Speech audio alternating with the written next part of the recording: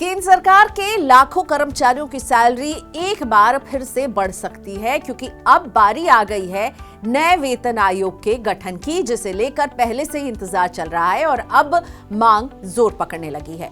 पिछले यानी 7वें वेतन आयोग के गठन को 10 साल से ज्यादा वक्त बीत चुका है। ऐसे में 8वें वेतन आयोग का गठन जरूरी हो गया है। 8वें वेतन आयोग को लेकर दो चीजों पर चर्चा खूब तेज है। पहला, 8वें वेतन आयोग के गठन की घोषणा कब होगी और दूसरा कि केंद्रीय कर्मचारियों की सैलरी और पेंशन कितनी बढ़ सकती है। तो इस वीडियो को पूरा देखें, इन दोनों सवालों का हम जवाब देने की कोशिश कर रहे हैं। 8वें वेतन आयोग के गठन की टाइमलाइन के बारे में केंद्र ने अभी तक कोई आधिकारिक प्रतिबद्धता नहीं जताई है, यानी कोई कमिटमेंट ऑफिशियली सरकार की तरफ से अभी तक नहीं आया है। हालांकि कई मीडिया रिपोर्ट्स में अनुमान जताया जा रहा है कि 8वें वेतन आयोग का गठन जल्द ही किया जाएगा, क्योंकि आमतौर पर सरकारें लगभग हर 10 साल में वेतन आयोग का गठन करती है। 31 दिसंबर 2025 को 7th पे कमीशन का कार्यकाल समाप्त हो रहा है और ऐसे में नए वेतन आयोग के गठन पर जल्द अपडेट आने की संभावना जताई जा रही है। इसी तरह कई मीडिया रिपोर्ट्स में नया फिटमेंट फैक्टर लगाने की उम्मीद भी जताई जा रही है।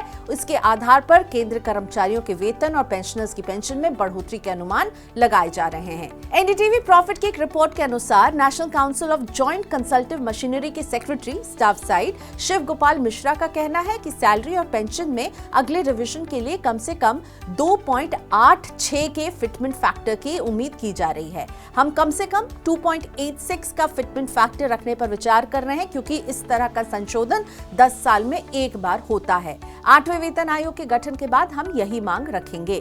केंद्र सरकार के कर्मचारियों का वेतन और पेंशन तय करने में फिटमेंट फैक्टर का बहुत अहम रोल रहता है। फिटमेंट फैक्टर एक मल्टीप्लायर है जिसका इस्तेमाल सरकारी कर्मचारियों के मूल वेतन और रिटायर्ड लोगों की पेंशन को एडजस्ट करने के लिए किया जाता है। 7वें वेतन आयोग ने 2.57 के फिटमेंट फैक्टर की सिफारिश की थी, जिसके चलते केंद्र कर्मचारियों की मिनिमम सैलरी 7,000 रुपए से बढ़कर 17,990 रुपए हो गई थी। अगर 8वें वेतन आयोग की ओर से फिटमेंट फैक्टर को 2.86 पर रखने का सुझाव दिया जाता है तो कर्मचारियों का जो मिनिमम वेतन होगा वो 17,990 रुपए से बढ़ जाएगा और 51,451 रुपए हो सकता है। इसी तरह अगर फिटमेंट फैक्टर को 2.86 पर रखा जाता है तो मिनिमम बेसिक पेंशन भी 9,000 रुपए से बढ़कर 25,740 रुपए हो सकता है। महंगाई की बढ़ती रफ्तार को देखते हुए पिछली बार की तुलना में फिटमेंट फैक्टर को ज्यादा रखने की मांग लगातार बनी हुई है। 7वें वेतन आयोग का गठन पूर्व प्रधानमंत्री मनमोहन सिंह के कार्यकाल में 28 फरवरी 2014 को किया गया था। 7वें वेतन आयोग ने अपनी सिफारिशें उसके करीब 1.5 साल बाद नवंबर 2015 में केंद्र सरकार को सौंप दी थी। उसके बाद 1 जनवरी 2016 से 7वें वेतन आयोग की सिफारिशें लागू हो गई, जो अभी तक लागू है। पिछले यानी 7वें वेतन आयोग के गठन के 10 साल इसी साल फरवरी में पूरे हो चुके हैं।